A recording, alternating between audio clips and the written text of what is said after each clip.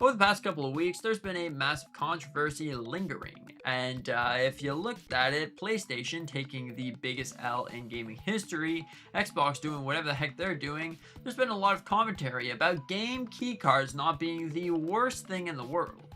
Now, honestly, I've been doing a lot of research on the whole topic, the different scenarios that could be taking place, and everything associated to it to finally answer the question, are game key cards as bad now as they were back in 2025 when the Nintendo Switch 2 launched? If you don't remember, there's been a massive thing circulating.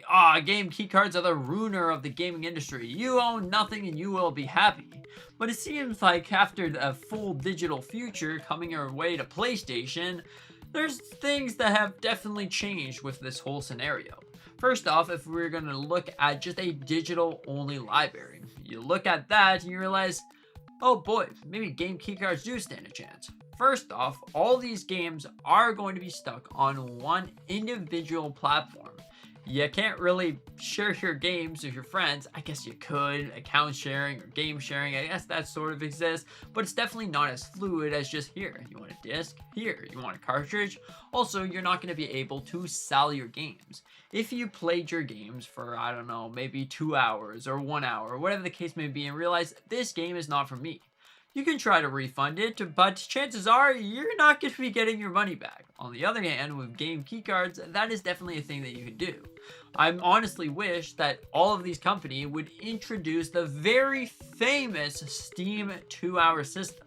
If you don't know, on Steam, you could play a game for less than 2 hours and then refund it at the end of the day. That is honestly one of the greatest systems that has ever been implemented ever.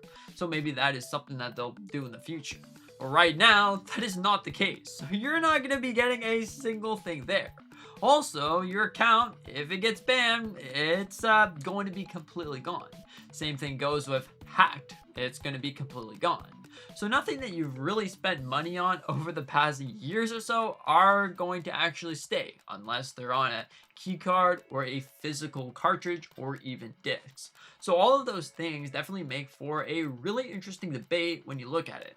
I can see it both sides. On one hand, if you don't want to waste space in your house for something that's technically a little piece of plastic with a tiny little digit of code on it, is definitely really interesting, or you just want to go all digital. Both ways kind of suck in some ways. The only true way to do it is full physical media.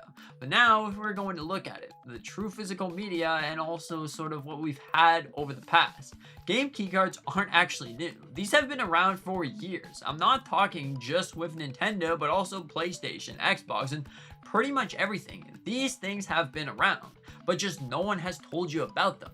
If you look at it, PlayStation games, some of them are not actually on the disc. In fact, you have to download the entire game either way, so it's just going to be stuck on your console using space, and eventually that's going to be an arm and a leg for SSD.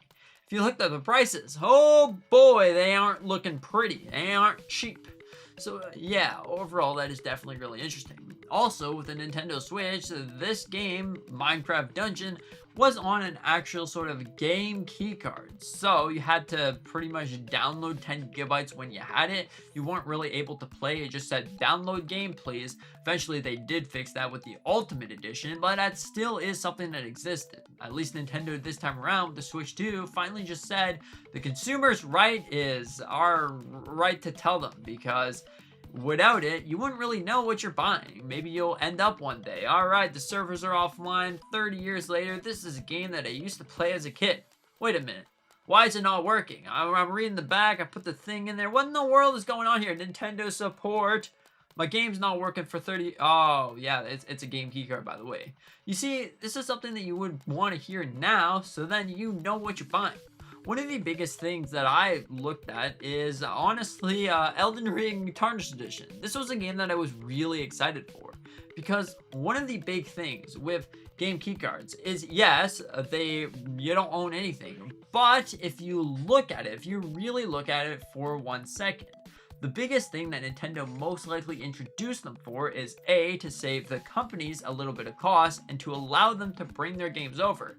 And B, if the game is too big, well then you can essentially put an infinite game. You can put a game that's 500 gigabytes because it'll just download straight off of your system instead.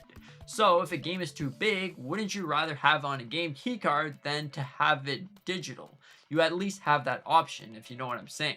So if you were going to look at the way that I see it, I honestly think that it's not the worst thing if the game actually doesn't fit whatsoever. Like, if it doesn't fit, it's not going to. Because even if they did put it on the cartridge, you're still going to have to uncompress the files. And I don't believe that Nintendo has that sort of technology that they can uncompress the files. I mean, they do compress the files really, really small. Like, if you look at a Zelda game, that thing is like 10 gigabytes. But if a company was going to try to fit it on there, there might be some issues that unfold to say, hey, do I have this game? Is this my full game? So, like, maybe that's a reason why. But overall, let's just say that the game is 100 gigabytes. That's why that's going to be on a game keycard. That's completely fine. But then games that are 64 gigabytes, this is another big problem that introduces 64 gigabytes or less should be on a physical cartridge. But with Elden Ring Tarnished Edition, that is not the case. You are not going to be able to get your game on an actual cartridge. Like, this would have sold so well, because everyone right now is on the crave, I need to buy all the physical games. But yeah, games that could be on cartridges should be on cartridges. Like, for some reason, Pokemon Pokopia that wasn't on a cartridge. Elden Ring Tarnished Edition should be on a cartridge. Indiana Jones was going to be a game keycard, and then they changed it last second, which was honestly fantastic. But now, if we were going to look at it this way, the way that I see it, it's probably all about saving money. So one of those actual physical cartridges are about $20. Let's just go with $20 for 64 gigabytes. It could be less, it could be more. So depending on what's going on, then you have the game that's $70, all right? You can buy it digital for $70. You can buy it physical with a game keycard for $75. Or you can buy it a full-fledged physical for $100 because the game price would probably be going up. Which one would you be picking? You can have a semi-physical digital, or you can have the full physical for a lot more. That's probably how it's going. Also, before we hear about it, PlayStation and Xbox games are on the cartridge, or are they not? I want to give you my final word here. With the more research that I've been doing, it seems, yes, they're there, but one second here. You need to have a day one patch, and a lot of times the day one patch is critical for the game to work. So that's one big red flag there. That is like, what's going on here? If you need the day one patch and the servers go offline, then don't you dare come back and say Nintendo doesn't have true physical games, because that would be a lie. Nintendo does have true physical games. Half the games don't really need a day one patch because they ship them out, and you're like, there you go. You have your game on the cartridge. You can play the game how you want to play. So if the servers go offline, the true physical ones will stay. The game keycard, unfortunately, probably not going to work. Like, it might. Like, maybe they're going to leave some parts of the server online, but I don't know how it's going to be going on here. What are your thoughts on this? Do you think that game keycards are good or bad? Because honestly, true physicals are awesome.